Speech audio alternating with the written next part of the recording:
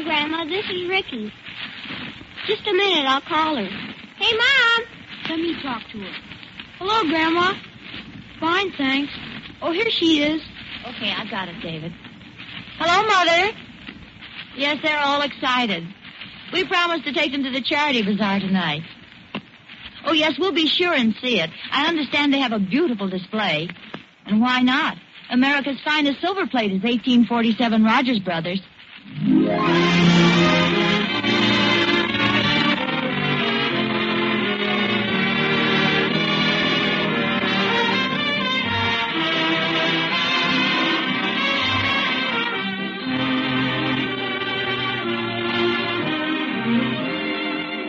America's finest silver plate is 1847 Rogers Brothers.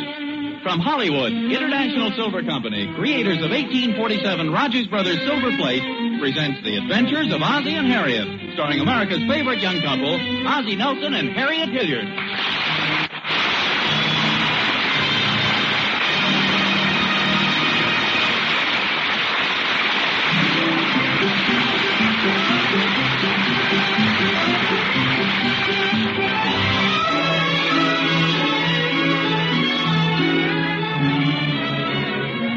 All of the Nelsons, Ozzie, Harriet, David, and Ricky, who spend most of their time at 1847 Rogers Road, have ventured to the Lodge Hall today, and for a very good reason. See that large sign in front? Well, this is the annual Charity Bazaar. Say, the Nelsons seem to be enjoying themselves. Can you make them out? There they are, over by the refreshment booth. Can I have a hot dog, Mom? I think you've had enough. Oh, please, Mom. Just a hot dog. Now, look, Ricky, let's not overdo it. You've got an ice cream cone in one hand and a bag of popcorn in the other. I think you got plenty to eat right there. Why don't you play the dart game, Pop, and see what else you can get? Well, David, I've already won this lovely solid chalk statue of Mae West at the baseball game. Isn't that enough? Is there anything special you'd like to see, Harriet? Yes, why don't we take a look at that auction over there? I understand they have some pretty nice things. Okay. Come on, fellas. And watch where you're going, David. Ricky, will you finish that ice cream cone, please? It's dripping all over you. Going, gone, sold for $10. I have a pretty good crowd here this year. Yes, they do. Oh, look what that man just won. Here you are, sir. Joe, would you wrap up this beautiful plot for the gentleman right here? Well, I may. And now, ladies and gentlemen, we have a mystery on our hands. Going on the block is the mystery package. I can't tell you what's in it because, well, then it wouldn't be a mystery anymore, would it? Who's going to be the first one to bid on the mystery package? Mystery How about package. it, folks? That's always a good line to give the yokels. It may be very valuable, or it may be absolutely worthless. Now, please don't crowd or push, folks. There's plenty of room for everybody. Ricky, don't you hear the man? Stop pushing and shoving. Who's pushing? I'm just fighting back. All right, folks, let's hear it. Can I sit on your shoulders, Pop? It's very possible there may be something of great value inside this box. I bid $2. An opening bid of $2. Please, Pop. I can't see. Okay, come on, climb up. A bid of $2. Get your foot out of my pocket. And that's better. Let go of my nose. $2. Do I hear three? There. How's that? Do I hear three? I can't see anything. I'm sitting backwards. Turn around. Ricky. I can't help it. Your nose gets in the way. Do I hear $3?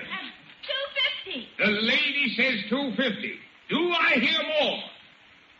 Oh, come on, folks. Where's your sporting blood? How can people fall for that stuff? It's probably an empty box. $3. $3. Do I hear $4? We're bidding on the mystery box. It may contain our beautiful gold watch. Or it may contain a pint of chocolate ice cream. $4. Ricky.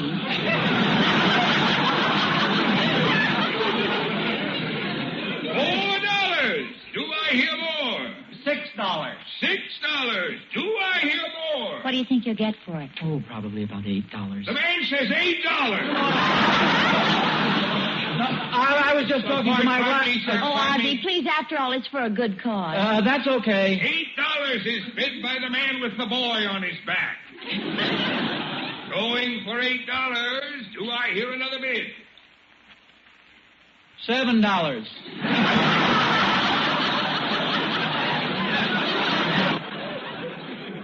I'm sorry, sir. You see, the bidding can only go one way. Do I hear $9? Come on, folks. It's the mystery box. It may contain a pearl necklace. Or it may contain a delicious marshmallow fudge sundae. $9. $9 is bid by this handsome little man. $9 once, $9 twice. $9.50. Oh, thank goodness. Going for $9.50. I wonder who the poor sucker is. Your last chance, folks. I was just thinking we'd feel awfully silly if it turned out to be something real valuable. Oh, Harriet, please. Do I hear $10? Oh, please, folks, there must be somebody here crazy enough to bid $10 for this. Harriet, I've got a hunch. How about it? I'll sell this to the first person silly enough to say $10. That did it. $10! Sold to the gentleman for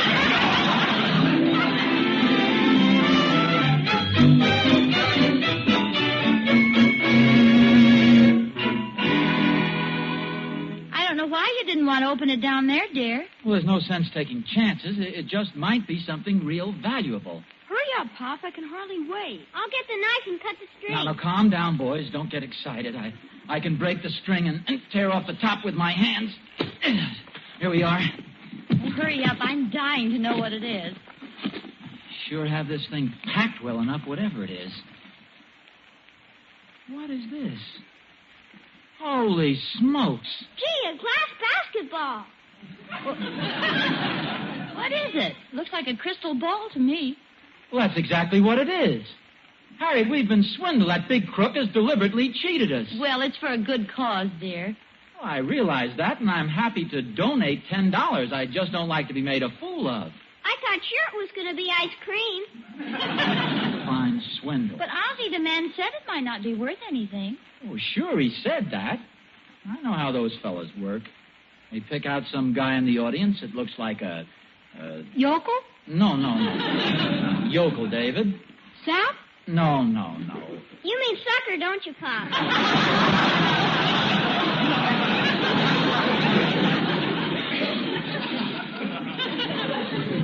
I mean, they pick somebody who looks like a generous, kind-hearted, charitable person, and then unload their worthless junk on the poor sucker. Sap. I think the best thing to do is just be philosophical about it. The thing that makes me so mad is such a disappointment to the boys. Doesn't bother me, Pop. Me either. Look at your mother. She's trying to laugh it off, and all the while she's ready to burst into tears. Well, no, I'm not, honestly. Go ahead and cry if you want to, Pop.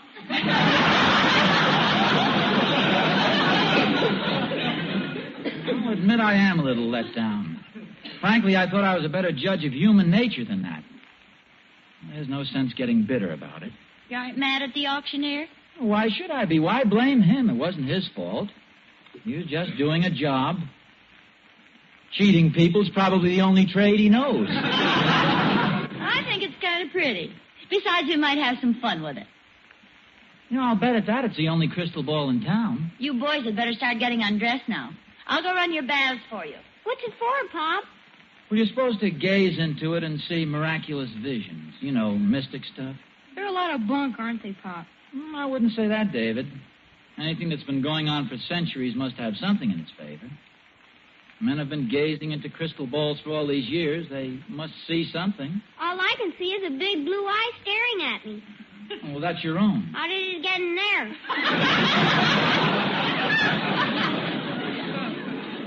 It's just a reflection. You see, a man would sit with the crystal ball on a table in front of him like this. And he'd gaze into it and tell what he saw. Turn off the lights, will you? No, that side switch. That's it. That turns them all off. We'll just leave this desk lamp on. This is really spooky, boy. Oh, Ricky, stop holding my hand. Quiet, boys. Let's get into the mood of this. I'm gazing into the crystal ball. I see something. It's blurred and far away. Now it's coming closer. This is a lot of bunk. I see a small boy with a butch haircut. That's me. He's in the schoolroom in the second row. That's me, Pop. That's me. He's studying very intently. I knew this was a lot of hooey. Let's see now. He's studying a history book. Yes, studying it very carefully. Pop's looking at me. But what's this? Inside the history, there's a comic book. That must be the kid in front of me. You're just fooling, aren't you, Pop? What have we here? My crystal ball now shows me another boy. He, too, is in a classroom. But he's in trouble with his teacher. Hey, David, that's you. He has to stay after school. Keep quiet, Ricky. I see it all in the crystal. They're dangerous, boy. Can you still see the schoolroom, Pop? Oh, sure, the schoolroom and all the children. Then tell me something about the person who sits in front of me. Well, I see a person of about your age. This person is wearing school clothes. And this person keeps looking forward to summer vacation. Gee, that's everybody in the class. Is she a boy or a girl? Oh, that's not easy. I'll have to concentrate on that. Is she a boy or a girl? I see a hair ribbon. I see a dress. Pop's you're a smart boy. Shh, Ricky. Is she a boy or is she a girl? Voila! She is a girl. Wait till Tommy Johnson hears that.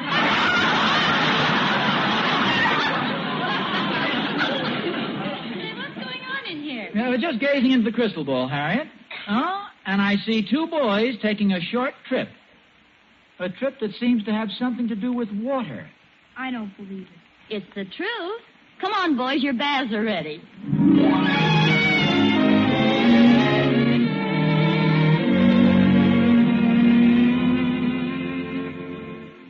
I look deep into the crystal ball, into the whirlpool of time, into the mists of the future. Ozzie, come on, it's 2:00.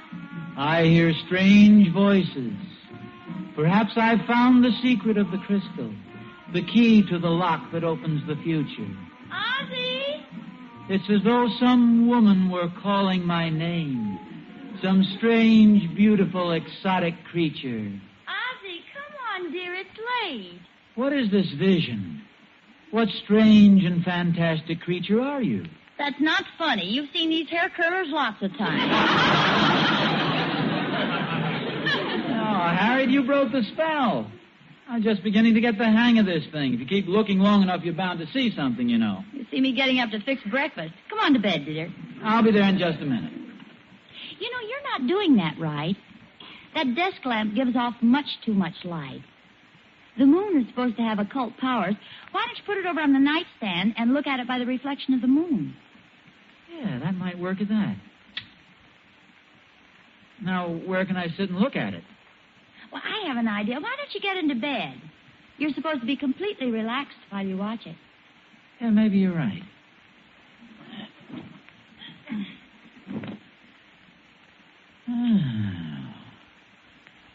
It's a lot better than sitting up. Now stretch out. Lean your head back. I'll turn up the electric blanket a little. There you are. Now just relax. Stretch out. Watch your crystal ball. Relax. Put your head on the soft pillow. Stretch out. Watch your crystal ball. Pleasant dreams, Swami. Same to you, Smarty.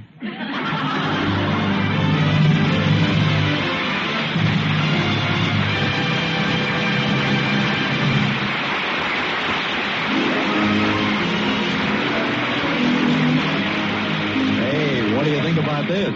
Do you believe in crystal balls? Well, look, if you happen to have one around the house, take a look in it right now. Does it tell you that open stock pieces of 1847 Rogers Brothers are again available? And that you can get those open stock pieces at the same price you paid for them in 1941? It does? Eureka! That's right. Absolutely right. You can get open stock pieces in every one of the 4 lovely 1847 patterns for the first time in 8 years. There's even a special 1847 Rogers Brothers completing set, complete with the open stock pieces that may be exactly what you need. 8 butter spreaders, 8 iced drink spoons, and 8 oyster forks. The completing set comes in all 4 patterns: Adoration, Eternally Yours, First Love, and Remembrance. And the price is only $26. Of course, you can get other extras, too. Spoons, knives, forks, everything. Right now is your chance to make your lovely set of 1847 Rogers Brothers really complete. So see your silverware dealer first thing in the morning and tell your friends about it. Open stock pieces of 1847 Rogers Brothers are again available and at 1941 prices. That's 1847 Rogers Brothers, the finest silver plate in America.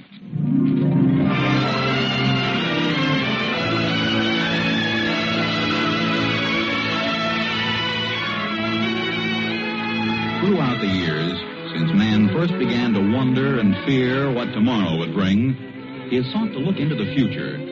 Among the many mystics of the last century, the most famous of all was the great Nelson Ozzie. See him now as he gazes into his crystal ball, pondering some great problem of the future. I see glowing embers. I see sparks. Red flames. Blue flames. Run for your life, Sahib. Your tent's on fire.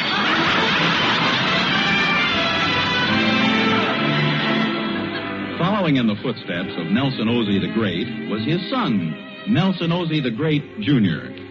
With his father's crystal ball, he amazed millions with his accurate predictions.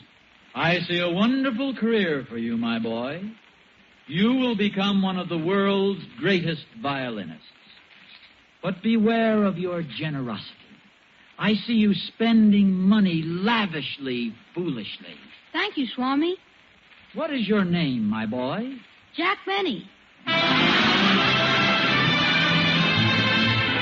See that man gazing into the deep, mystic pools of the future? That's Ozzie Nelson of 1847 Rogers Road. On his head, he wears the ancient turban, or as it is sometimes called, bath towel. There he sits, gazing into the crystal ball. Crystal, unveil my eyes to the secrets you hold. Some crystal ball. Hello, Mr. Nelson. Oh, hello, Emmy Lou. Come on in. I heard about your crystal ball, and I just had to come over. Have you seen anything in it yet? No, not a darn thing. Oh, but you've got to keep trying, Mr. Nelson. Bring it over here by the window. Raise the shade so we can see. It's no use, Emmy Lou. Well, you have to have faith in it, Mr. Nelson. But I've been looking in it all day. What does the future hold for me, I ask? Just sits there staring at me with that blank expression. Oh, please, Mr. Nelson, please try once more. Well, okay. Let me get it on the table here. Oh, crystal ball. You've got to talk with me.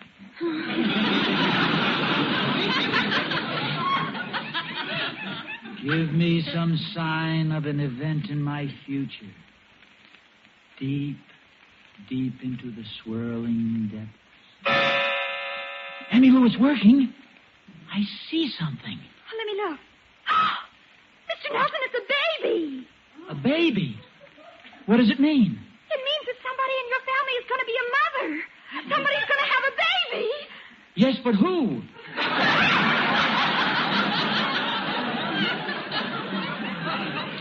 Mrs. Nelson, of course. Harriet? Certainly, why not? Oh, she has so many other things to do. It's right here in the crystal ball. I'm going to rush home and tell Mother she'll want to give you a shower. Give me a No. It's the customary thing to give the bride a shower. I can't understand why Mrs. Nelson hasn't told me. Well, you know how women are, Mr. Nelson. She probably wants to surprise you. Oh, she does she? Well, I think I'll surprise her. You know what I'm going to do? I'm going to phone the Emporium and order a complete layette. All the baby things. And then... Something the matter, Mr. Nelson? You have the strangest look on your face. Oh?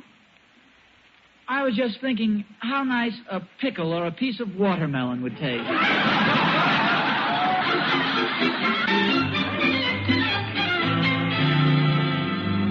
Mom, look what we found. Let me see it. the box. Oh, you mean in the big box Daddy bought? The one the crystal ball came in? Yeah, it was way down in the bottom. Well, I'll be darned. What is it?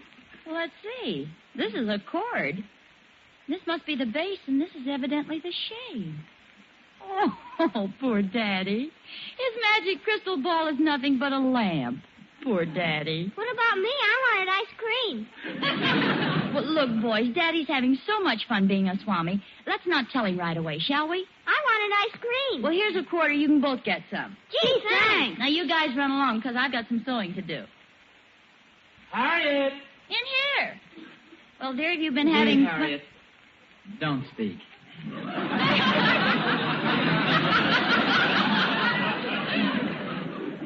Let me drink in this beautiful scene. There you sit in the platform rocker. The bloom of life tints your cheeks. In your lap there's a sewing basket. Soon a flashing needle will swiftly make tiny garments. Harriet, what makes you think you can keep a secret from me? Who's trying to keep a secret? Oh, that. How did you find that out? Believe it or not, I saw it in the crystal ball. Well, if you saw it in the crystal ball, then you know it's not a crystal ball. Well, Harriet, I'm surprised you making jokes about anything as beautiful as that. Beautiful. Of course, I haven't seen it assembled, but I'll bet it's the ugliest thing you ever laid eyes on.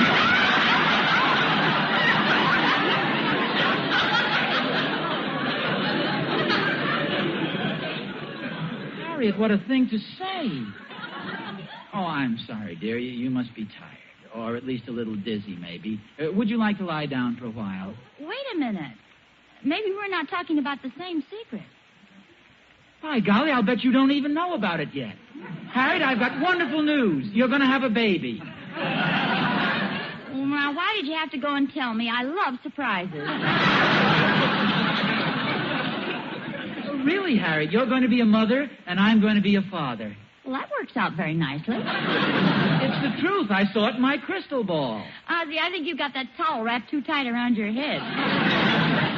Okay, I'll show you. Come on in the living room. Well, after you get through, dear, I'll tell you my secret. You'll see. And just stay where you are. I'll bring it over to the table. Now, just look in there. You see it? I certainly do. Quite a baby. Are you kidding, or do you really see it? Oh, and such a beautiful baby, too. That lovely red hair. Are those the new bathing suits? What are you... Oh, no wonder. New bathing suit. Harriet, you've got the crystal ball sitting on my Esquire magazine. You're looking at one of the pictures. Where did you have the crystal ball sitting? Right over there on the Ladies' Home Journal. But you see, you put it... Ladies' Home Journal. Oh, now I see. Oh, he is cute. They always look so pink and sweet in those ads. Well, I guess my little joke on you didn't work. What little joke? You mean you really thought I was serious about seeing a baby in the crystal ball? Well, you did sound pretty convincing. Well, say, aren't you going to ask me about my secret? Oh, that's right. What is your secret? Well, I hope it won't be too much of a disappointment, but it seems there's more to your crystal ball than you think. You mean some magic words or something? Oh, I hate to disillusion you, dear, but your crystal ball is really part of a lamp. The boys found the other pieces in the box. Then it isn't even a crystal ball. No, I'm afraid not. How do you like that? Just part of a lamp. An old, mysterious... Harriet, I'll bet it's some sort of a magic lamp. Like an Aladdin's lamp. Ozzie, why don't you just admit that you've donated $10 to charity? Perhaps an Oriental wishing lamp. That's funny. Ozzie, what did you order from the Emporium? Their truck has stopped in front of our house. Oh, just a few baby things. Baby things? Oh, did I say baby things? Well, yes. Why did you order them? Harriet, this calls for an explanation. You'll have one as soon as I can think of one. Oh, crystal ball, I am seeking an explanation. Come on.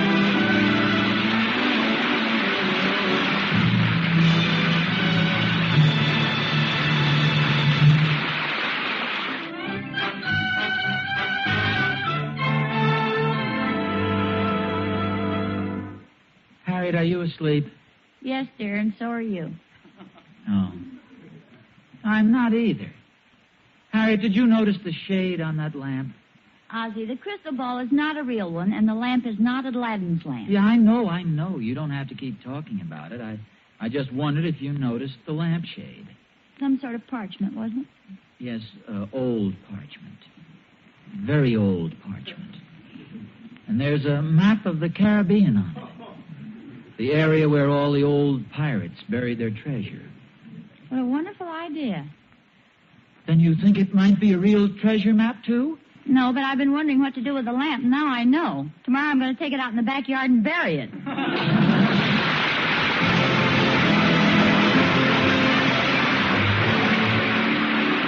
Tune in again next week to another adventure of Ozzie and Harriet, starring Ozzie Nelson and Harriet Hilliard. And remember, America's finest silver plate is 1847 Rogers Brothers. Yes, Harriet, America's finest silver plate is 1847 Rogers Brothers. Appearing in support of Ozzie and Harriet were David and Ricky Nelson, Janet Waldo, Marvin Miller, Joe Kearns, and yours truly, Vern Smith.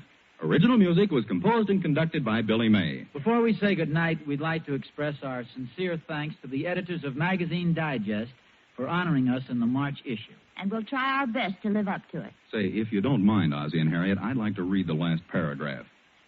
For its conscientious respect for the listeners, for attaining an unfrenzied presentation of genuine American humor, understandable and enjoyable to every member of the family, from Grandma to Junior, Magazine Digest editors present its Good Radio Award to the adventures of Ozzie and Harriet.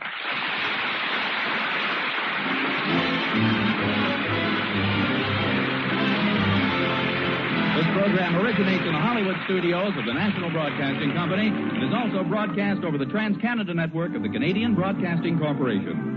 This adventure of Ozzie and Harriet will be transmitted to our men and women overseas by shortwave and through the worldwide facilities of the Armed Forces Radio Service.